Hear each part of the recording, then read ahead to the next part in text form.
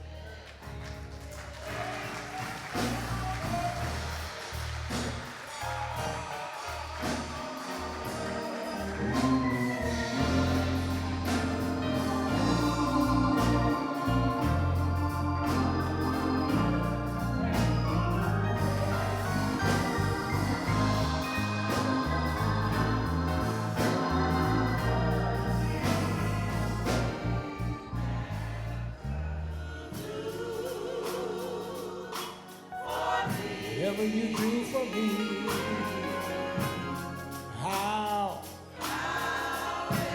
However things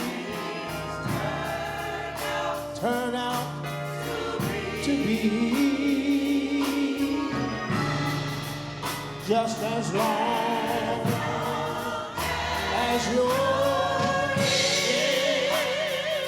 control,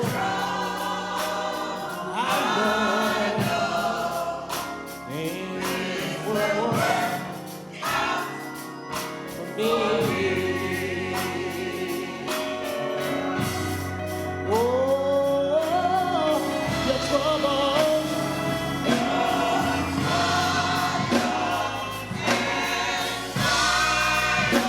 Troubles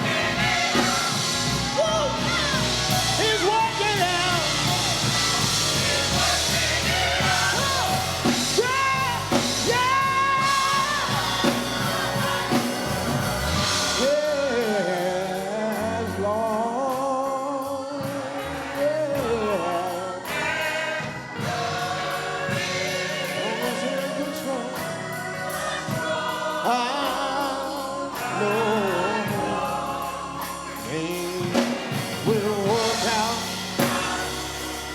for me. Amen. I say he's still working it out. We are blessed to have, over the past month or so, new people to unite with our church. They have completed their new membership orientation. You witnessed the baptismal service this morning. And at this time, I'm going to call our church clerk forward, along with Elder Huber and Elder Deacon Flint. They represent the various wings of our ministry, our deacons ministry, our elders. And I'm going to ask Sister Roberta Wheeler to come. And our new members, instructors, when your students come up, I know you have gifts for them and you want to welcome them as well. So as they come forward on today, our new member instructors as well.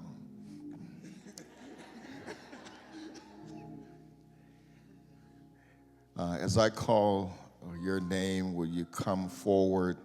Know that you, and if there are family members here that are visiting with these individuals, I ask that you will stand and just remain standing as they come forward. I'm going to ask Mr. Ricky Villa Gomez. Ricky, where are you? Come on forward.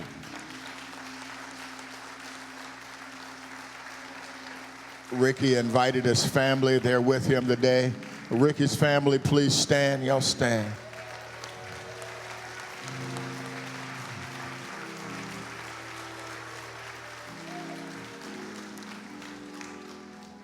Ricky, I want to present to you your certificate of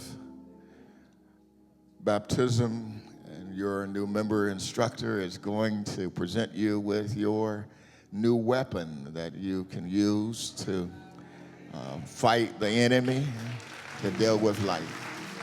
Welcome. Bless you.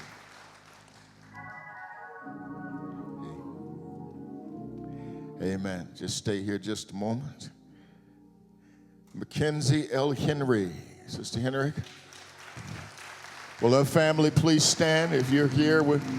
That's what I'm talking about. It's a family affair. Mackenzie, come on up here. I want to present you your certificate of baptism, and you're going to also receive your new Bible, your new weapon to use, because you're going to need it. As pretty as you are, you're going to need it to fight the enemy off. So here's your new Bible. Amen.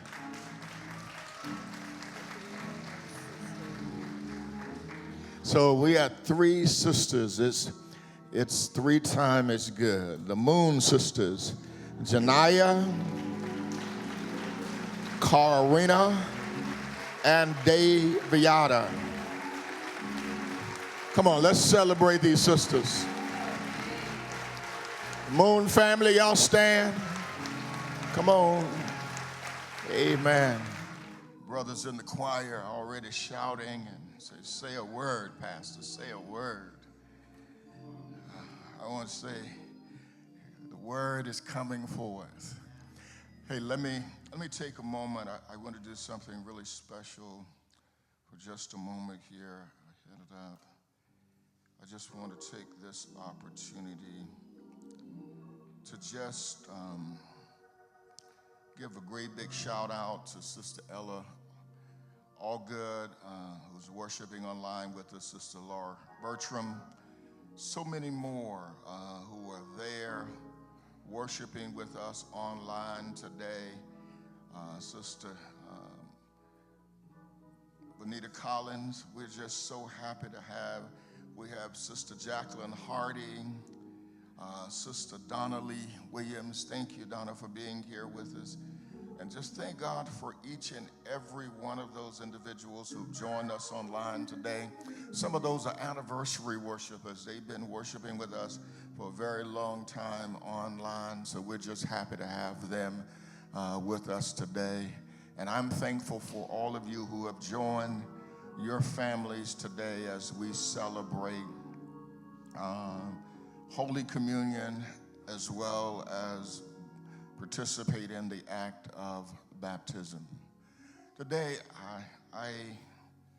I won't announce. I usually say I'm going to be brief, and when I say I'm going to be brief, I'm usually about an hour and 15. So I won't say it today, Brother Brad. I'll do what I do. If you will, stand with me for the reading of the scriptures, 2 Corinthians chapter 5, verse 17. 2 Corinthians 5, just verse 17. It reads, therefore, if anyone is in Christ, the new creation has come. The old has gone, the new is here. You may be seated in his presence. I want to teach today for a little while from the subject, identity. Who am I? Understanding my identity. Who am I? Have you ever asked that question? Have you ever thought about it? Have you ever looked in your mirror and asked yourself the question, who am I? I didn't ask if you're asking that now, but have you ever asked yourself that rhetorical question? Who am I? Regardless of who you are, at some point in your life, you ought to desire to know who you are. There is this active search and craving that goes on in the life of each of us, that desire to know who we are. Every one of us search for a clear identity. We long to possess a strong sense of who we are. And the truth of the matter, we never lose that craving, that desire to be known for something and to be known as someone special. Today, many people find their identity in various things. They find their identity in asking the question, am I what I do? Many people find their identity. You ask them who they are, and they'll tell you by giving you their profession. They know themselves and they identify themselves by their career.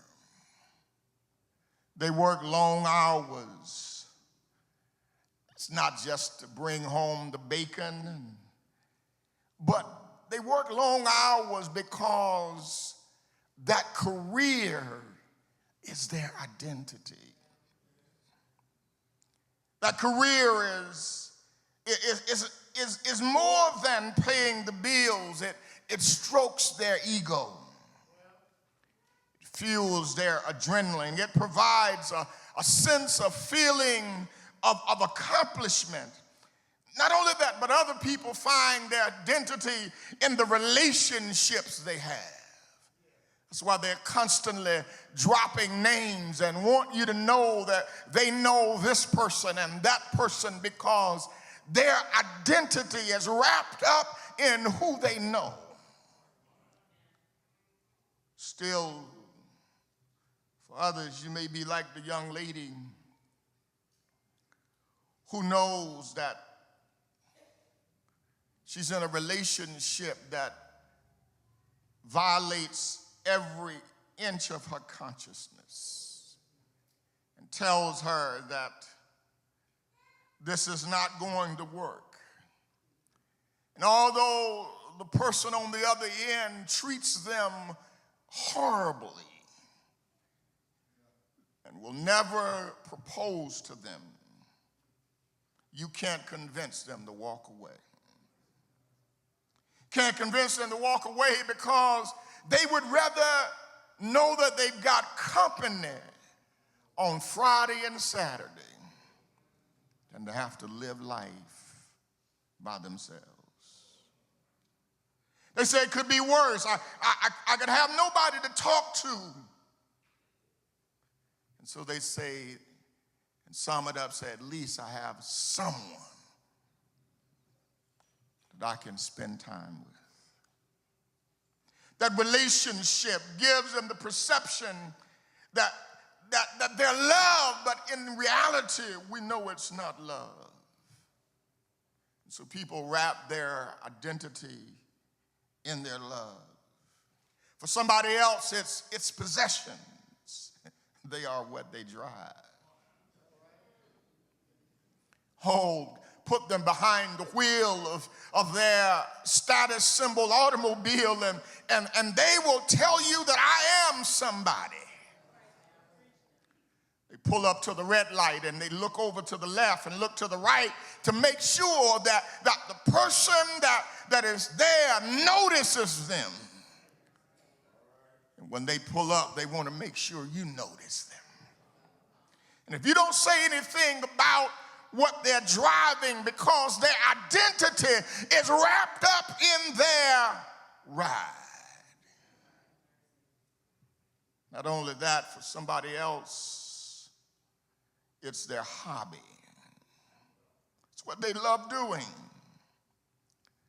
Can I suggest to you and I, have you seen people who live, work, do a certain thing for such a long period of time, and then one day they can no longer do it? And when they can no longer do it, their life seems to start in this downward spiral because they have wrapped themselves up in what they do rather than who they are. They retire because their life was wrapped up in that job and that career and their profession, that they can no longer function because they are what they do, not who they are. And I've come today to challenge us, because the truth of the matter is, wherever we seek to find our identity outside of Christ, we will always come up short. Today we have the distinct privilege to hang out with Brother Paul, and we have the distinct privilege to come to both Holy Communion and baptism on the same Sunday once again. What a privilege. And today I want to help us to better understand our identity. I especially want to help those new converts to better understand their identity. I want us to be able to see and to know and to view ourselves with a level of accuracy. Because in life, remember that how you view things determines how you do things. And so if you view your life as nothing, you'll do nothing. Life-changing decisions are tied to our identity. The reason many of us are not able to do the things that we know that we should be doing in life is because we can never discover who we are. Somebody said the greatest day in the world is when you're born. The second greatest day is when you recognize the reason why. Have you ever spent time with God asking him, God, why am I here? And that's why it's critical, my sisters and brothers, to have an accurate understanding of who you are. So the Apostle Paul spends time in helping us to shape our identity and helping us understand who we are. I wonder how many of us today see ourselves accurately. I wonder, how do you see yourself? If this microphone was passed, how would you see yourself? Do you see yourself as a failure because of some past failure in your life? Do you see yourself as a mishap, as a misfit, because somebody told you early on that you just didn't fit in? Do you see yourself as a nobody? because somebody else placed that label on you? Do you see yourself as a bomb? Do you see yourself as a scum of the earth? How do you see yourself? Who are you?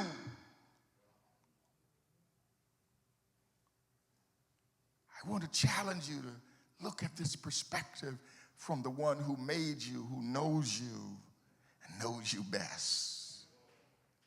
Paul says here in 2 Corinthians, he says, I want to help you because if you could ever see what Christ has done for us and what you have accepted from him in exchange for who you once were, you'll never lose sight of who you are. Paul says, let me start by saying to you that you were once dead, but you have been quickened. Quicken is made alive. He said, I want you to get this point that since you have accepted Christ as your personal Savior, that you've repented of your sins, you've invited him into your life, that you are no longer a slave to sin, but you are dead to sin. Sin no longer has power over you.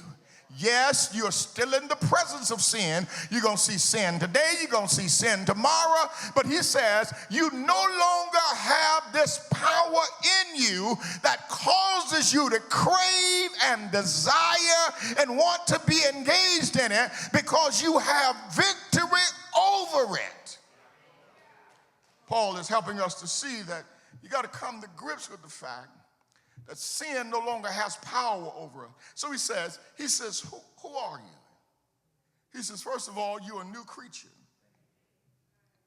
He says, you are a new creation. And since you're a new creation, you cannot live like you used to live. Why, Pastor? Because you're not who you used to be. That's what you ought to tell folk when they say, can you go with us? Can you do this with us? No, I cannot because I am not who I used to be.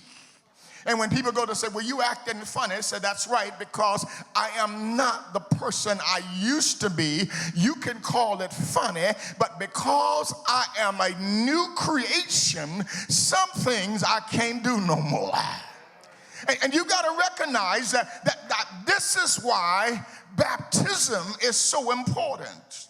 See, the picture, the portrait that we saw today of 5 candidates going into the water helps us with our identity. He says what baptism does is show you what happens after the miracle. Baptism is not the miracle. The miracle is the day you confess Christ as your Savior. What baptism does is helps you to identify your new personality, the new creature that you are. So you are baptized, and that is a symbol to the world that I have come out of darkness. I am now in the light. So what do you mean, Pastor? So what we saw today, Jesus says, I don't know if you got it. He said, but I just gave you a picture of who you are.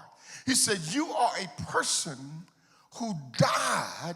He says, when you went in the water, the baptismal water, it wasn't the water that saved you. You just got wet. You were soaked, you were immersed. He said, but the portrait is deeper than that. He said, because that portrait is ingrained in your mind that what happened here is the same thing that happened with Jesus. You died, you were buried, but you were resurrected. You went in the water, died to sin, you were covered, you got up again. He says you went in, I separated you from the old life, and when you came up, I brought you into the new life. The old saints, I like the old church Because the old church would sing that song, say, I looked at my hands, they looked new, and I looked at my feet, and they did too. I had a problem with that for years. Because I looked at my hands, and they looked the same. I looked at my feet, and they looked the same. But their theology was this. Their theology was that my hands don't do what they used to do. Don't touch what they used to touch. Don't text what they used to text. He said, my hands have a new way of being used for the glory of God. My feet don't lead in certain places. It leads me in the path of righteousness. But for a child sitting there at 8 years old, I kept looking at my hands and nothing happened to my hands, but what happened is in my mind. And so we're converted. And so because of what Jesus has done through the work at Calvary, we are new creatures. Not what you did. I could never save myself. Because nobody taught me how to sin, I just woke up one day and started sinning. Nobody had to teach a child to do wrong. That child just wakes up one day and does something wrong. We have a nature. Our nature is sinful. And so what God says, he says, but I want to let you know you have died to that. It no longer has power. He says, and what happens, and this is why it's a mystery. He says, because of the work of Calvary, I have justified you, and we call it the doctrine of justification. Justification is just a legal term that is used in the courtroom of divinity to simply say that there were charges brought against you and me, and we were guilty as charged of the charges. But because of the atoning work of Calvary, Christ declared legally that there is nothing that can be held against you anymore because you have been justified because you accepted Jesus as your Savior. He said, you need to know you're justified. Who am I? I am one who has been justified. I have legally been declared that there is no condemnation. There is nothing that the enemy can do to stop me from being a child of God because the work of Calvary brought me into right relationship with God. I am now reconciled. I'm back in good standing with the one who made me in the first place. Here's the issue. Legally, we have been justified. Now we've got some moral work to do. He said, morally, you got to transform your mind. I shared that with you last week. But he says, we're not who we used to be. A wonderful change has come over us. Our attitudes have changed. Our desires have changed. And sometimes your company is going to change, because your mindset is different. But what's interesting about the witness today, he said not only was baptism supposed to model and to show you a grave today, to show you that the same way Jesus went into the grave, you went into the grave. The same way he got up, you got up. The same way that there was a washing, you got washed, and you're cleansed. He said that's what that's all about. He said, but it's only a symbol of that. He said, but it's a great picture to teach you what happened in your life. He said, but here's the thing. He says, but what it was more than that. He said, because baptism helps you to be united with Christ and the church. See, that's why we say when people accept Christ and they're baptized, then they can join the church. They can become a member of the church. But see, here's the problem. You cannot just stay at membership. You got to move from membership to discipleship. The only way that you can become a new creature, that's radical. God does that. He says, but I need you to work out the salvation that's in you. You don't work for salvation, you work it out. He says, so therefore I need you to not just be in membership, because if you're in membership, you'll never become a part of the family.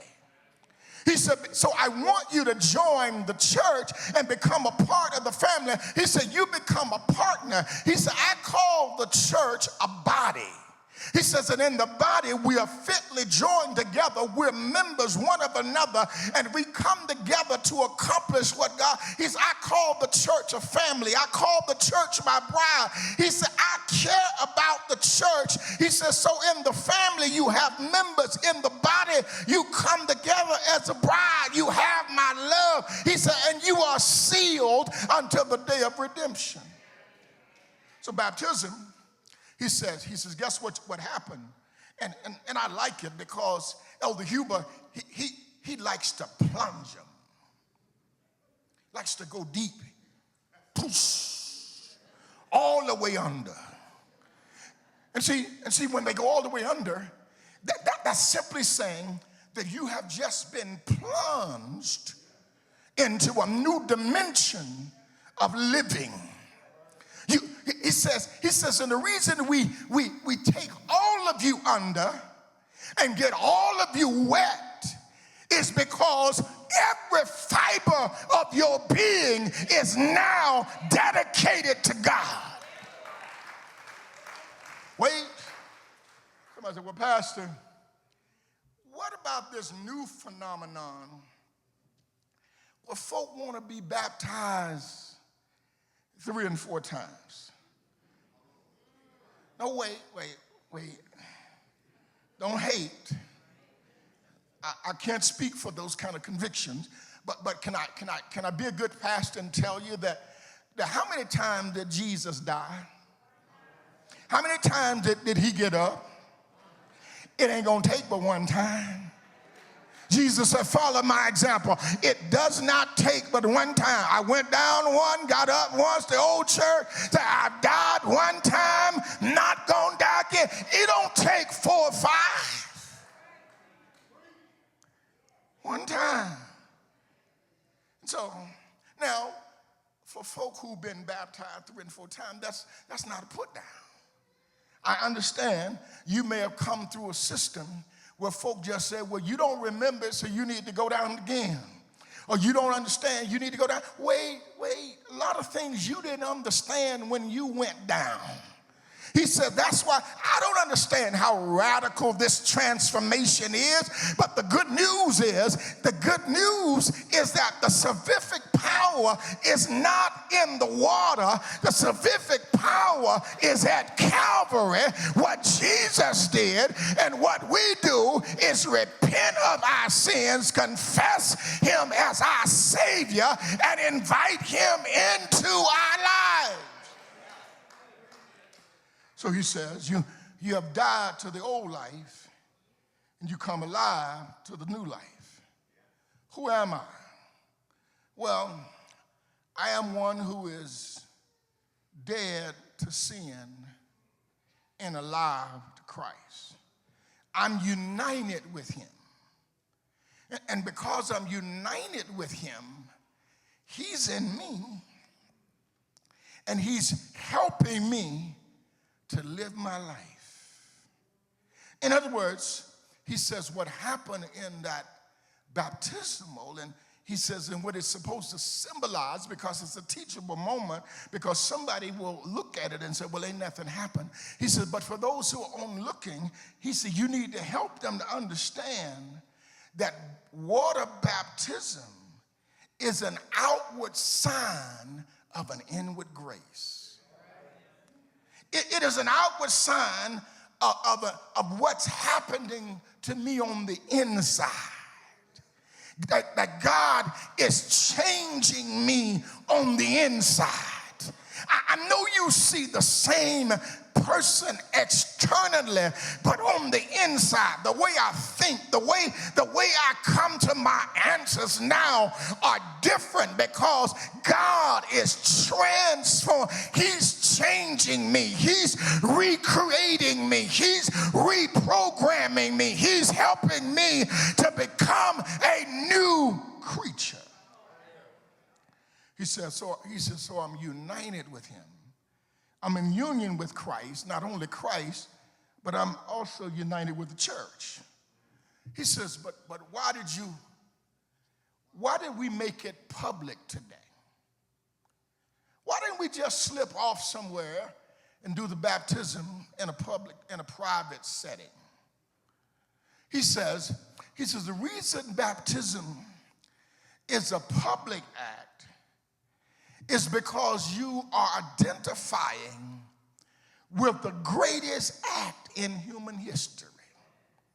He said it's public because you are announcing publicly that you are now devoting and declaring your allegiance to the King of Kings. That's what happened here today. 5 people walked in here, went in a watery grave, died, got up, stood before you and said, I want you to know, as my family, friends, and church, that I am now living for Jesus. And I don't care who knows it, I'm a public disciple of Jesus Christ. I'm confessing that I'm no longer walking with the devil. I'm living for God. It's public. That's why you do it. I'm not ashamed to admit that I'm walking with Jesus. Some of us are ashamed to admit some of the stuff that we've done in life. But one of the things I'm not ashamed of, and that is that I'm a child of God. I love Jesus with all my heart, mind, and soul, and I don't care who knows it. So what you did, you just sent a Facebook post to your homies. You can come by, but you got to come right. We can hang, but we're going to hang differently. That's what you just declared. You just declared publicly that my allegiance is to God. It's not intended to be private. You're not only that, but you're not only declaring your allegiance to God, but you say, I'm joining with other folk who have declared that they are with God. He says, and I'm encouraged that I can join with the family of faith and walk with them and believe that God is my God. And so you're saying, I'm walking in a new life, old life. I'm a new creature. I no longer have those desires. I have new hopes, new desires. I'm yielded to my past. I'm working on my future. I'm dealing with my reputation. I'm working on a different vocation.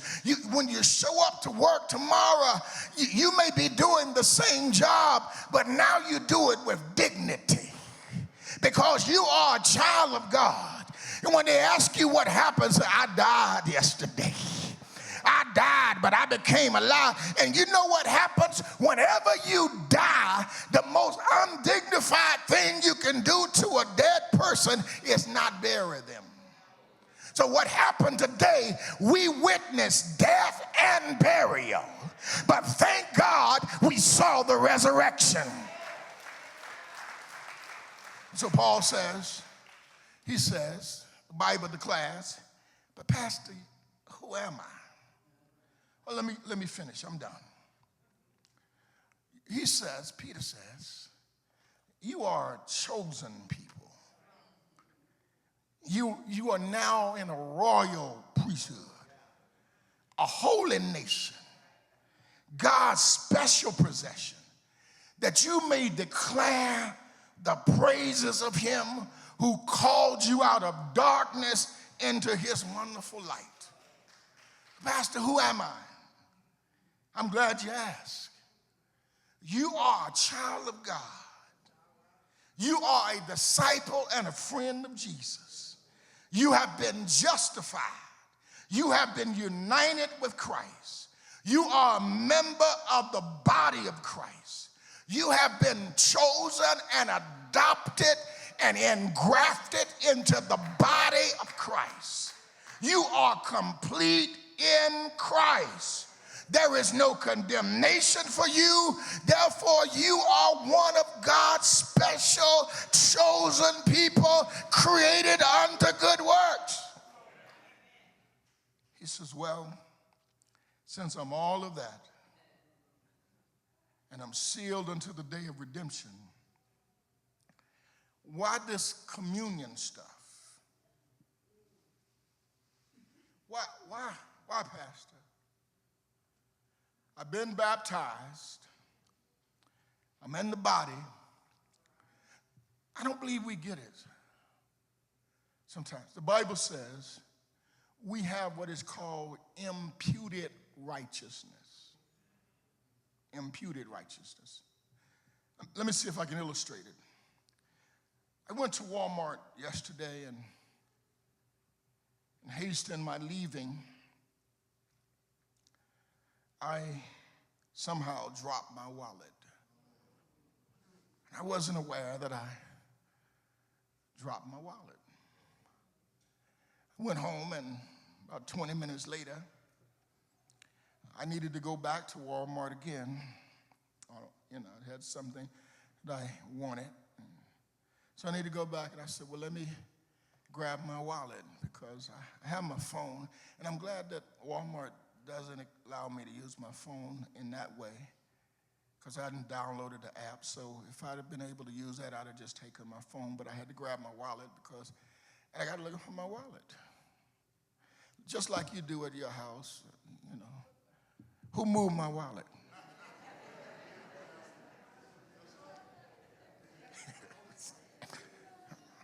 Real, right?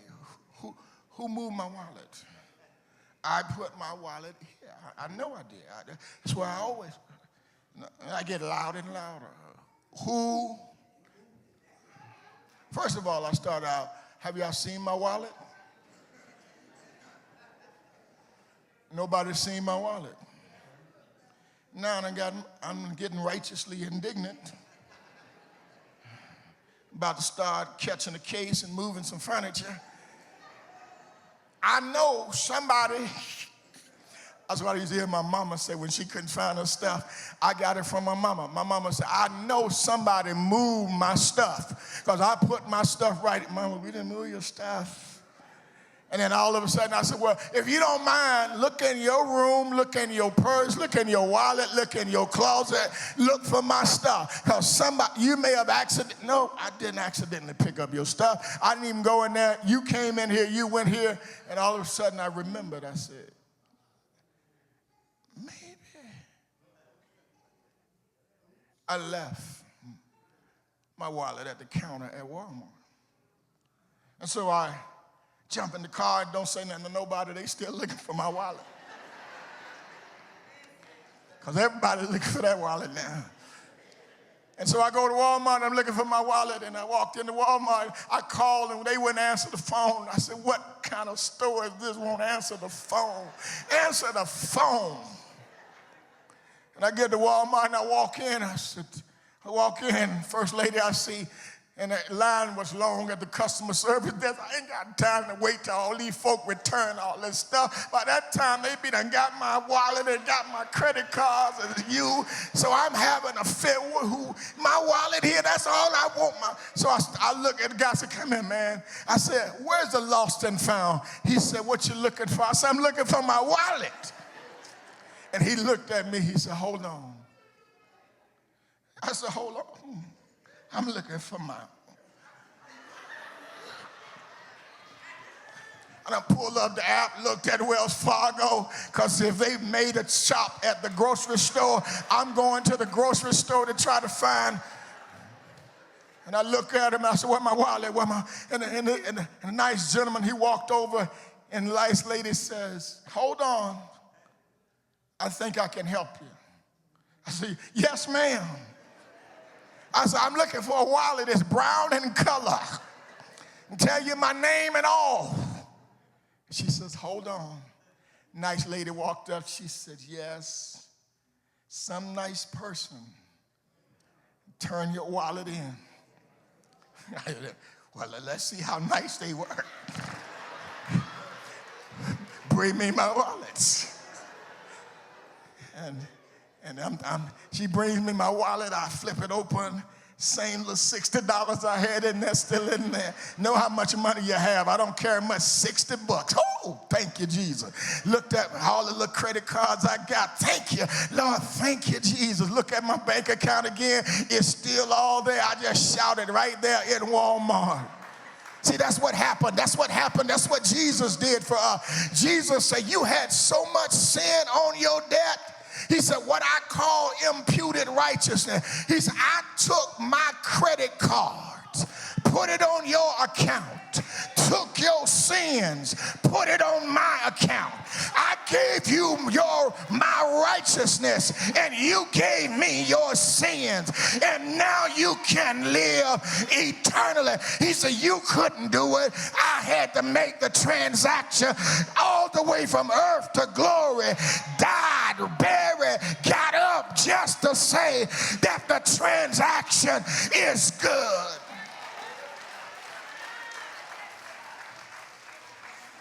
I'm done. But hold on. We got communion. And I told you what baptism is that death, burial. But Pastor, well, we got this wafer. Every time I eat it, it has no taste. It's designed to be what they call unleavened. And every time you take that out, and it's tasteless, it's not leavened, it's unleavened. He says, what I'm showing you, he said this, and this, notice now, and he said, as often as you do it, he tells the church, as often as you do it, do it in remembrance of me. He didn't tell us as often as we baptize, do it in remembrance of him, because he didn't want us baptizing once a month the same folk.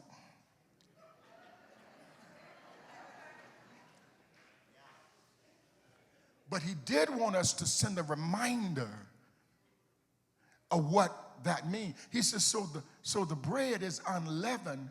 He said, the reason that it's unleavened, Pastor, he said, teach your people so that they'll always know this and they'll teach the next year. He said, the reason that it's unleavened, he said, because unleavened bread has no yeast in it. It has no taste to it. He said, it's pure. He says, and what the unleavened bread represents, it represents the body of Jesus that was without sin. So every time you pick that bread up, you ought to handle it with dignity, and you ought to say, thank you, Jesus, that you gave your body, a body that was without sin. My body was racking with sin, but you had no sin. He says, so every time I come to this table, it is to remind me that you gave your body, a body without sin, for my sin. And then he says, the cup, it ought to be a reminder to you that this is my blood for the New Testament church. He said, I want you to understand. Thank you for tuning in to today's broadcast of Power for Living. Please join us each Wednesday for the teaching of God's Word at 6:30 p.m. and each Sunday morning at 9:30 a.m. Eastern Standard Time for our worship service. For more information about our church and other activities, you may call our church office at 423-629-6115 or log on to our website at www.orchardknob.org.